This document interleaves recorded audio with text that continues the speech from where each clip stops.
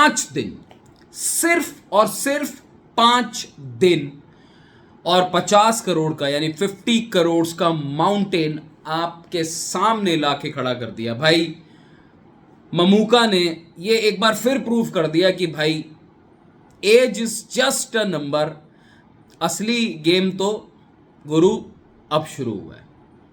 क्या है आपका हाल? वेलकम बैक टू फिल्मी चर्चा विद कुणाल। कलम कवल, एक्चुअली क्वाइट ऑनेस्टली मुझे ये तो पता था कि मूवी का प्री सेल्स देखते हुए कि मूवी ज़बरदस्त खुलने वाली है। भाई इसने सिर्फ ये कलम कवल अब जिस स्पीड से बॉक्स ऑफिस, जो नंबर्स पे भी हम बात करने जा रहे हैं, जो मैं आपको भी डेटा दूंगा, क्विकली दूंगा, क्रिस्प दूंगा, शॉर्ट में दूंगा, ज़्यादा खींचेंगे नहीं। बट यार उससे पहले ये बात करनी बहुत ज़रूरी है कि जिन लोगों को अभी तक शक था ना कि कुछ, मैं भी कमेंट सेक्शंस में और अब थोड़ा सा, क्योंकि लास्ट कुछ टाइम से मैं रिसर्च करता हूँ, तो मुझे एक बात समझ में आ गई है कि ममूटी को कुछ टाइम से काइंड ऑफ वो हल्के वाले जोन में लिया जा रहा था, और ये बात किसी से छुपी नहीं है। And once again he has proved it कि उनके पास जो वो परफॉर्मेंस का रेंज है, स्पेशली जो नेगेटिव कैरेक्टर, वो ममूटी जो श्रूडनेस उनके फेस पे है, भाई ये कलम कवल आप मानो या ना मानो, सच बता रहा हूँ, अगर ये जो पुलिस और ये जो क्रिमिनल वाला रोल अगर स्वैप होता ना, मैं आपको लिख के देता हूँ ये बात, मेरा चैलेंज है कि मूवी की परफॉर्मेंस बॉक्स ऑफिस पे आज जो धमाल मचा रही है, मेरे पास सारा डेटा है, रिकॉर्ड जितने मूवी ने बताया है वो सब आपको बताऊंगा, मगर मैं आपको लिख के देता हूं, अगर Mammootty been playing this cop role और वो जो रिवर्स होता, भाई कतई नहीं कर सकती। अभी भी मूवी देखे हुए मुझे 4 दिन हो गए हैं, but the first shot, the first murder, अब बात कर सकते हैं थोड़ा मूवी के बारे में, जो इक्का ने प्ले किया है, उसके बाद जो वो स्मोक वाला and the way he is laughing, यार वो ईविल। और पता है बहुत बहुत ईजी होता है, मैंने एक चीज देखी है, आई थिंक मैंने मलयालम सिनेमा में सारे एक्टर्स में एक चीज देखी है, ये वाले रोल्स में ओवर द टॉप जाना बहुत ईजी है यार, बहुत ईजी है।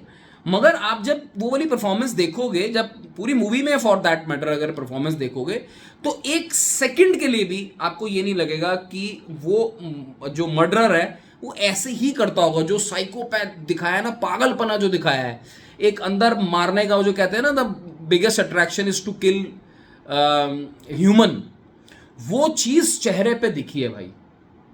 एनीवेज, स्मोक सीन का तो मुझे ये भी पता चला है कि देखिए पहले भी कर चुके हैं, मैं फॉलो नहीं कर रहा था पहले मलयालम सिनेमा, बट ये देख के तो मैंने कहा यार जो छल्ले, मैं इंडियन सिनेमा में ना मैंने किसी को नहीं देखा ये चीज़ करते हुए। देखो आती होगी नहीं आती होगी, and I am not promoting ऐसा करके कुछ स्मोकिंग वगैरह, neither they are promoting, but एक बात बता रहा हूँ, वो इविलनेस जो डाली है ना करेक्टर के अंदर, मैंने इंडियन सिनेमा के अंदर आज तक शायद 70s की पिक्चर में शायद 1-2 बार प्राण वगैरह कैरेक्टर थे उन्होंने प्ले किया इस तरीके का छल्ले वाला, मगर बहुत सॉलिड था, बहुत सॉलिड था। बहरहाल चलिए इस बात से आगे आते हैं, और अब पिक्चर पब्लिक को चिपक चुकी है, पब्लिक ने पसंद कर ली है पिक्चर, और उसी का नतीजा है पिक्चर जो है बॉक्स ऑफिस पे अमेजिंग कलेक्शंस कर रही है। उससे पहले मैं एक चीज़ ज़रूर यहाँ पे कॉल आउट करना चाहता हूँ, मेरे हाथ में डेटा लगा था, मैं काफ़ी दिनों से ट्राई कर रहा था भाई, एक चीज़ कॉल आउट करनी बहुत इंपॉर्टेंट है कि कलम कवल या फॉर दैट मैटर जो भी मलयालम मूवीज रिलीज होती है, मेरे पास फिलहाल कलम कवल का डेटा है, number of shows are just about 1500 each day maximum. मैं आपको बता रहा हूं, जिनको नहीं पता, माय मलयाली सब्सक्राइबर्स और माय हिंदी सब्सक्राइबर्स जो भी हैं, ये शोज ना हिंदी के अंदर जहां 24,000 टोटल शोज खुलते हैं, 1,500 शोज अगर कोई सी ग्रेड मूवी होती है ना, उसको तक, एक जो सी ग्रेड की जो टॉप लेवल की मूवी होती है ना, वो भी 1000 शोज खा जाती है। आई am not talking about screens, 1,500 shows. Now अब आप कंपेयर करो कि इस मूवी का जो कलेक्शन है, आज 5 दिन हो गए हैं और टोटल डेटा जो है मेरे पास वो ये कह रहा है, देखिए 4 दिन का जो कलेक्शन है वो केरला से जो ग्रॉस निकलता हुआ है वो आया 18.7 crore from Kerala gross, from rest of India it's 4.3 crore gross, and from overseas it is massive 26.7 crore gross, जिसको टोटल मिला के 4 डेज का यानी कल तक का फर्स्ट मंडे का द कलेक्शन इज 49.7 करोड़, और rather you can say 50 crore का collection which is huge, but officially 49.7 crore पकड़ के चलना। आज ट्यूसडे यानी 5th डे भी 5 करोड़ का या 6 करोड़ का ग्रॉस आने की उम्मीद है, and I think total collection will move around 55 to 57 crore grocer. And इसके साथ ये मॉलीवुड की जो मैं लिस्ट देख रहा था, सो आई थिंक ये वाली मूवी जो है टॉप 7 मूवीज में से शामिल हो चुकी है, जो ओपनिंग वीकेंड फास्टेस्ट 50 करोड़ के जोन में जो आ गई है. So this is a huge achievement. ये अब आप ये देख के आगे चलो कि ये बात बिल्कुल पक्की होती नजर आ गई है कि जो इक्का की ये मूवी है ये 100 करोड़ के सेगमेंट पे जरूर जाएगी. अब देखने वाली बात ये होगी और बहुत इंपॉर्टेंट बात ये होगी कि क्या ये 100 करोड़ से ऊपर जाती है कि नहीं. देखिए एक बात मैं बहुत क्लियर कर देना चाहता हूं. The trend of Malayalam films जो अब अभी तक मैं बॉक्स ऑफिस पे देख रहा हूँ, इसको 90 से 100 करोड़ तक ना बहुत इजीली पहुंचना पड़ेगा. लगा के चलो विद इन नेक्स्ट 14 डेज वो वाले लेवल पे एकदम इसको आना पड़ेगा. 13 to 14 डेज के अंदर अगर इसने 100 करोड़ का ग्रॉसर किया, विच इज ओनली पॉसिबल अगर ये अपने सेकंड वीकेंड पे बहुत अच्छा उछाल मारेगी. अगर मैं अभी बुक माई शो के ऊपर जाऊं और टिकट्स के जो अभी भी जिस हिसाब से चल रहा है उसका, और जिया मैं केरला की मैं तो केरला में ही बैठा हूं, तो ऑक्यूपेंसी यहाँ पे फिलहाल जो मैं देखता हूं तो मुझे पूरी की पूरी ऑक्यूपेंसी ऐसा लगता है 60-70% के आसपास जा रही है नियर बाय मेरे थिएटर्स हैं.